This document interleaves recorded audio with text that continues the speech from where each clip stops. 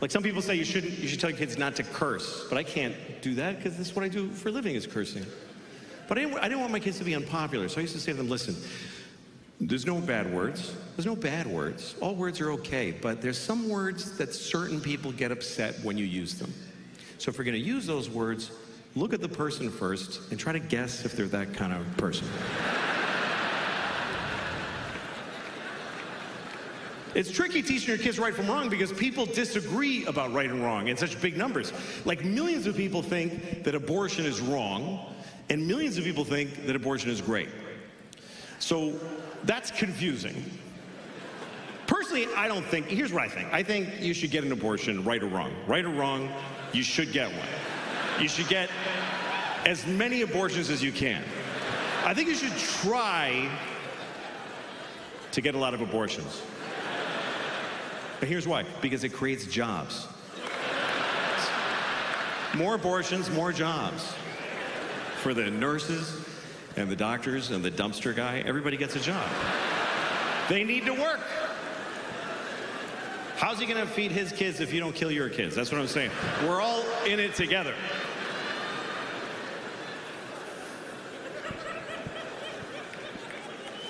Abortion is a big topic right now, of course, because Roe v. Wade was overturned.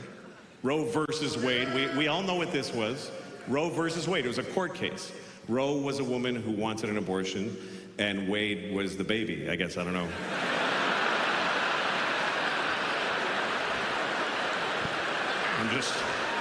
I'm just guessing. I never found out who Wade was. I'm just guessing that's the baby. But anyway, now we need to make laws in place of that. Every state has to make their own law about abortion, and they need to listen to the people. And I think the American people, on average, want the same thing. Most Americans want the same thing. They want abortion to be available, but just keep it down a little bit. You know, yeah, go ahead, but don't be like, woo-hoo! Like, just, you know, take it easy on that. Take it easy on that, that's all. So we need a law that kind of gives you that. Here's what I think the law should be. You can get an abortion any place, anytime, but you have to eat it. I think because that'll make you hesitate a little. Fuck, I gotta eat it? I better do it soon.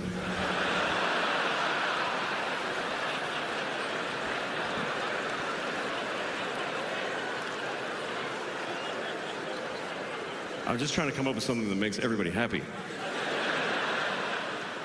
It's a tricky subject. Some people have very extreme opinions about it. Some people think that condoms are murder. Some people think contraception is murder. If you put a condom on, you stop the sperm from getting to the egg. You killed and murdered a possible baby. By that logic, I could say that any woman that won't fuck me is a murderer, which... Let me tell you, there's a lot of murdering bitches walking around out there. Here's the bike. You want the bicycle? It's yours. Just have it. It's nice. And they have the garbage with the 8 fucking holes of different shapes. It's like an IQ test for a monkey. I don't know what the fuck. This one hole has a picture of a cup, and the next one has a picture of a cup that's a little different. I'm standing there with a dead baby. I don't know where I'm supposed to... What am I supposed to do with that? It doesn't go in the newspaper slot, but otherwise I don't know.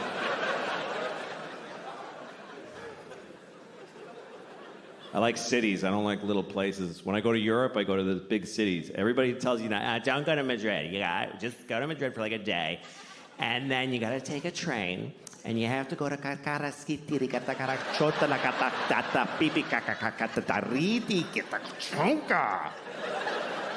It's a beautiful little old village, and you're gonna love it. Fuck you, you don't know me. I'm not gonna love a village in Europe with a bell that goes pang, like whenever,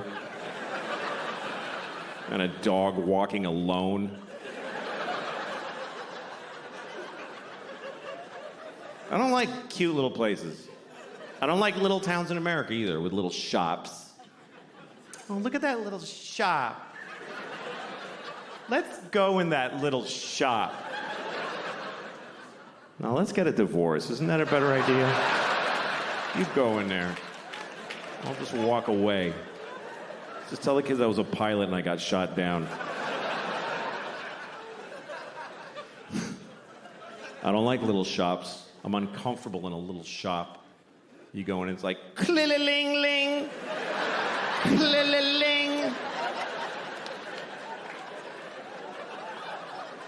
now it's just you and her.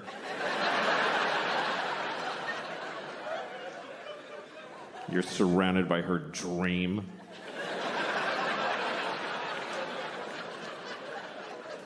And you can't just go, ugh, and leave. Like, she saw you. You have to go all the way in now and look at all the little crafts that she made.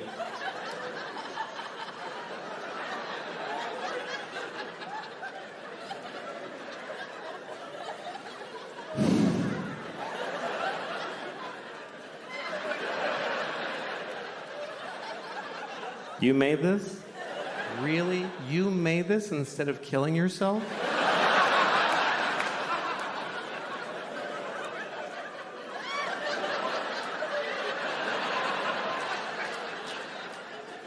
I fucking wish I was that mean. I really do. All my fantasies are about being mean, just having the balls to like walk in a little store like that and just go like, oh, I don't like this at all. I don't like it in here. Mm-mm. What's your name? Debbie? Fuck you, Debbie. I don't like your store.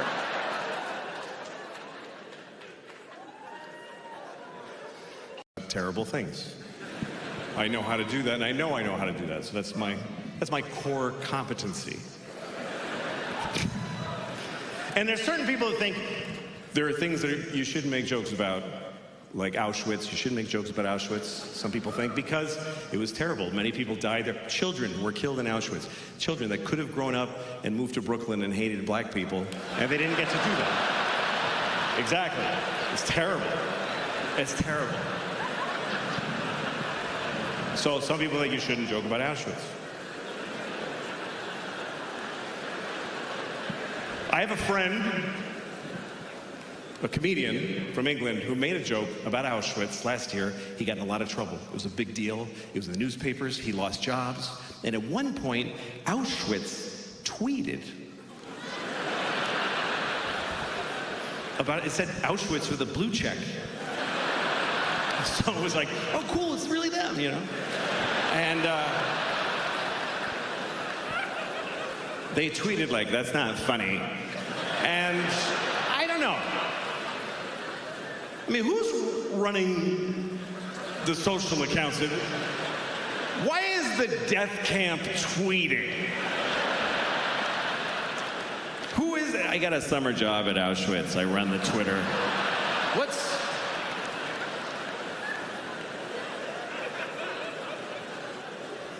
Because people have different reactions to terrible things, you know? Some people think comedy helps. I don't think it helps. It doesn't help. It's like, I remember one time, there was people, you remember during the Iraq War, I don't remember which one, but it was one of the Iraq Wars. And somebody was organizing through the USO some comedians to go to Walter Reed Medical Center and visit wounded soldiers in their hospital rooms, which is a terrible, it sounds nice, but it's a terrible idea. They don't need a comedian like, hey, where you from? Fuck you. You know, it's not helpful. And I wasn't even anybody. I wasn't famous, but I did. I was like, I'm volunteering.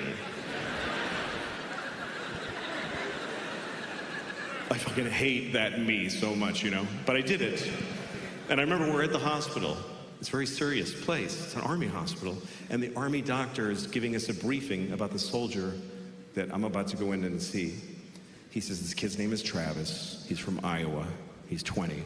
He was in Baghdad on patrol and somebody threw an IUD. And I mean IED, sorry. It wasn't an IUD. It's not an effective weapon, really.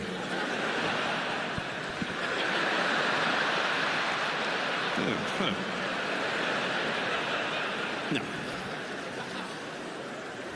That's funnier than the actual joke, unfortunately. But I'll go on.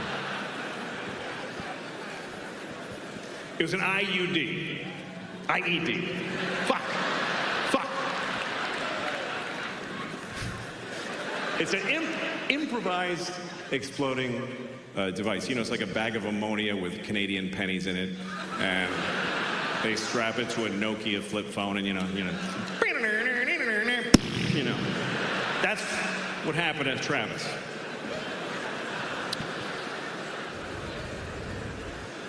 So the doctor says he's been in surgery for 20 hours. He's about to come out of it. You're the first face he's gonna see.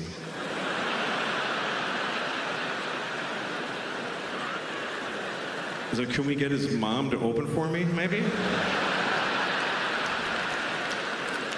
This is a bad idea. So I asked the doctor, I said, hey, what do I fucking say to this kid? He says, here's what you don't say. He said, don't say, how you doing? And they tell you that. If you visit a trauma patient, don't say, how you doing? It's stupid. So, okay, I go in there. Travis is laying there.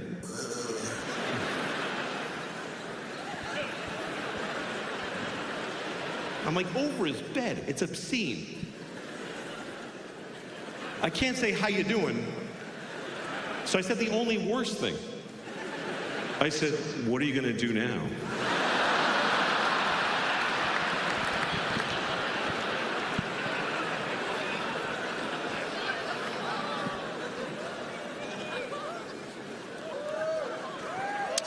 Anyway, that's what happened with Travis. But, you know, people's reaction to terrible things is different depending on, like, some people, you know, try to, like, I saw a store and on the door it said no hate allowed in here.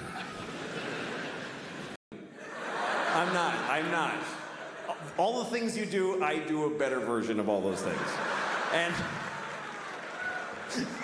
it's only for another year at the most, believe me. It's not gonna last. It's been about 8 months, I got a year left, and then I'm back to being just like you. But for now, yeah, it's pretty good. So, I'm in a first class seat, and first class is so crazily better. It's so much better. You get a bigger seat, they fly on a shitty airline. You think they get to go in a cool green plane with a red light and go, go, go! No, they just go to Delta, and they just wait in line to go to a war. And they always fly coach. I've never seen a soldier in first class in my life. It could be a full bird colonel. He's between two fat guys in coach. And they're always nice. I've never seen a soldier get on a plane like, hey, I'm in the army. Fuck you. I have a gun. They're always like, oh, yes, sir. Thank you very much, ma'am. It's like having an extra flight attendant. They help everybody put their shit up. They're awesome. And every time that I see a soldier on a plane, I always think, you know what? I should give him my seat. It would be the right thing to do. It would be easy to do, and it would mean a lot to him. I could go up to him, hey, son. I get to call him son. Hey, son, go ahead and take my seat. Because I'm in first class, why? For being a professional asshole. I'm in first class because I talk about babies with big dicks. That's what got me my seat. This guy is giving his life for the country, he thinks, and so he has to say, but that's good enough. That's good enough. The fact that he thinks it. I'm serious. He's fucking told by everybody in his life system that that's a great thing to do, and he's doing it. And it's scary, but he's doing it, and he's sitting in this shitty seat, and I should trade with him. I never have. Let me make that clear. I've never done it once. I've had so many opportunities. I never even really seriously came close. And here's the worst part. I still just enjoyed the fantasy for myself to enjoy. I was actually proud of myself for having thought of it. I was proud. Oh, I am such a sweet man. That is so nice of me to think of doing that and then totally never do it. At least you should be good just to the people. Just turn a good face to the people that you see in life. I don't do that either, because when I get in the elevator in my building, that's my first contact with human beings always after being home and just being disgusting for hours. Then I come out in the elevator, and there's always a guy in my elevator who's nice, and I hate it. I get really upset when people say nice things to me. That's not a good impulse. I get in the elevator, and there's always this one guy who he sticks his face right in the front of his fucking head, and he just floats it out there like a big balloon, you know? Hey, how's it going? I get upset, I get cagey, I get this weird impulse that I want to come on his face. I don't know why that's the thing, but that's what I think about, is that I wish I could just secrete cum without the sexual workup, like, as a defense, you know, like a squid or a skunk. Not sexually, I mean aggressively. Hi. Jesus, man. You just came in my eye. I just want to go downstairs. I don't want to talk.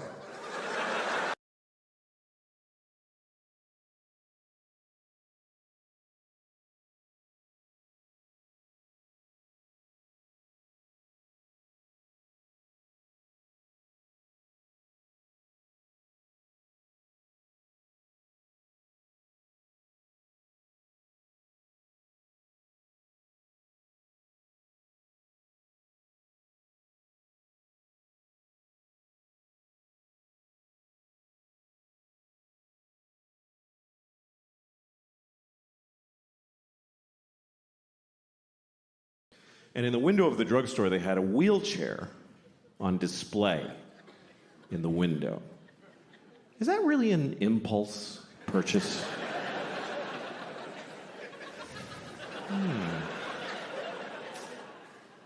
I should get a wheelchair. That would really help with my paralysis. Then I wouldn't have to drag myself everywhere I go, like I've been doing for 10 years since my legs were blown off at the marathon.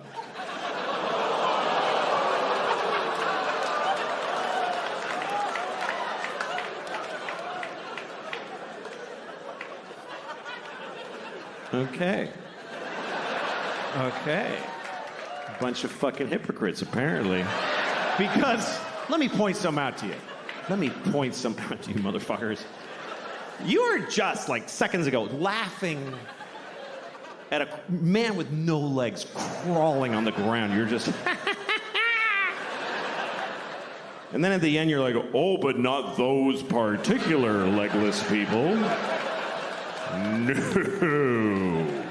We thought you meant just some asshole with a childhood disease who deserves to be laughed at. Not one of those. Now, we're laughing at all legless people equally. However you lost your legs. Ha ha ha. You haven't legs. And we've legs.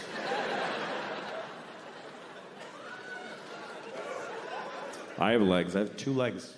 2 fucking legs. That's the maximum amount. I fucking love having 2 legs. I fucking love it. I wouldn't like having no legs. I really don't think I would like it. I think it would suck. I think it would suck shit out of the balls of Christ. It's an old Southern expression. It's not used like it used to be. I think 2 legs is better than none. That's what I think. That's just my opinion. It's not popular. You're not supposed to say that because you're supposed to always be very positive about disabled people. But I think that puts pressure on them to be positive. What if they don't want to be? Because the only story we want to hear is about the amazing disabled people. He's amazing. He lost his legs and then he won the leg-having contest. What about disabled people who aren't amazing? Who are just ordinary with a sweatshirt and some potato chips, and he's going, fuck, I wish I had legs. No, this is better.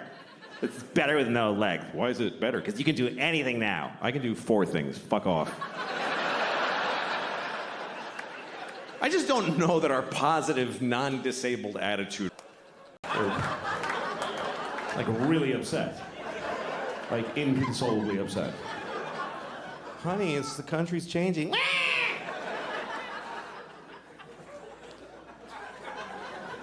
And I don't agree with them. I think if people are in love, they should get married. But they can't accept that. Because they're just, just being babies. Babies are selfish. They are. Babies are selfish. They just, meh. No baby ever goes, meh, but how are you doing though?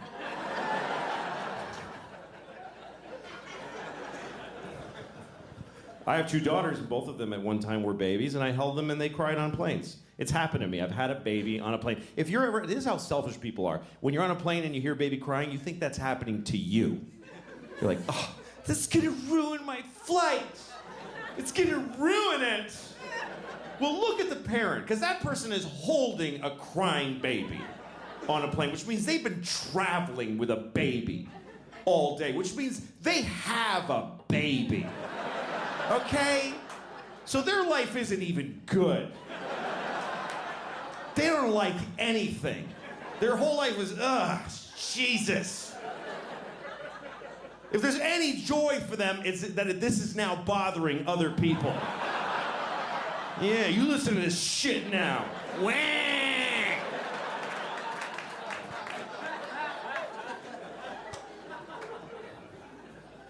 remember one time my babe was crying on the plane. She was really upset. And this guy, some businessman on the plane, because businessmen always think that every flight is a private plane of theirs that we're all like piggybacking on.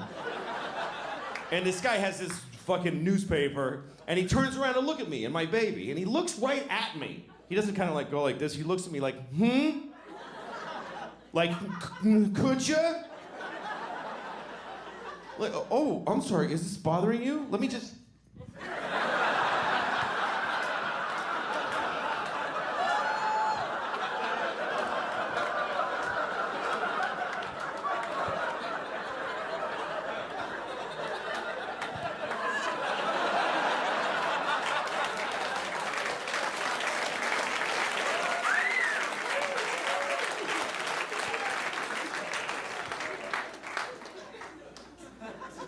You all just clapped for a dead baby. You applauded a dead baby. Yeah. On the floor while they be children. It's just, they read Clifford the Big Red Dog to you at a rate of 50 minutes a page, and you have to sit there and be horribly proud and bored at the same time. I hate Clifford the Big Red Dog. I hate him. There's 50 books about Clifford the Big Red Dog. 50 books. There's 7 books about Narnia that cover the birth and death of a nation and mice with swords and a lion who's a god. They did it in 7 books. 50 books about Clifford the Big Red Dog. And they all tell the exact same story. Look how big this dog is. That's it. That's it. Look how big this dog is. It's the whole book. Here's how big he was at the firehouse. Here's how big he was at Thanksgiving. Who gives a shit? You just drew him big. You just on purpose made him bigger than people. It should be, look how big I drew the dog in this book. Isn't that a mistake? There's no story. You maybe even just drew him closer to the page. I don't even know if you did it honestly. Tell a story about Clifford. Make something happen where maybe he steps on a policeman and shatters his spine, and it's devastating to the community. He hangs on for 2 months and then dies. And there's a whole, funeral with bagpipes and everybody's crying. And Clifford gets the death penalty, and there's a whole book about his appeal process and how he found Jesus, but everybody said it was bullshit. And the cop's wife was like, I want that dog dead. And then he goes to the chair and they shave all his red fur off, and now he's Clifford the big pink dog. And you put him on a big funny electric chair that the town got together and built. It's boring having kids. You gotta play kid games. You gotta play board games. Little kid board games where you and you go tick, tick, tick, tick, tick. You got a 6, honey. 1, 2, 3. It's just here. Just go here. It's just. Daddy, I'm learning. I know you're gonna grow up stupid because I'm bored. I can't take it, baby. I can't watch it. I'm bored more than I love you. I can't. Come on. My girls are 6 and 9 now. They're actually a really exciting age because they're learning to do some cool stuff. I play Monopoly with my kids. That's really fun. My 9-year-old, she can totally do Monopoly. The 6-year-old actually totally gets how the game works, but she's not emotionally developed enough to handle her inevitable loss in every game of Monopoly. Because a Monopoly loss is dark. It's heavy. It's not like when you lose at, Candyland. Oh, you got stuck in the fudgy thing, baby. Oh, well, you're in the gummy twirlios and you didn't get to win. But when she loses at Monopoly, I gotta look at her little face and I go, okay, so here's what's gonna happen now, okay? All your property, everything you have, all the railroads, your houses, all your money, that's mine now.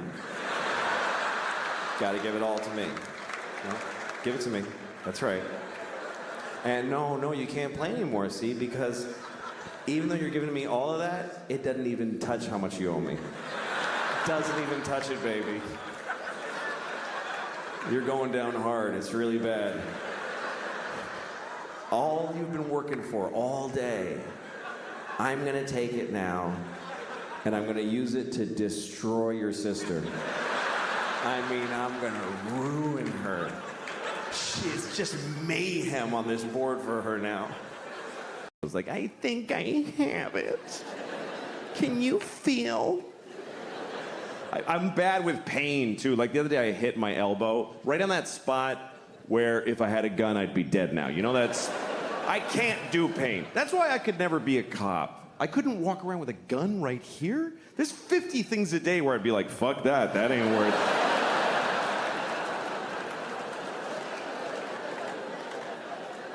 That's my main problem, by the way, with the whole defund the police idea. What about people that want to commit suicide by cop? What about them? Anyway, we'll put a pin in that, but... We had a lot of protests in New York, and now we have protesters that just live here.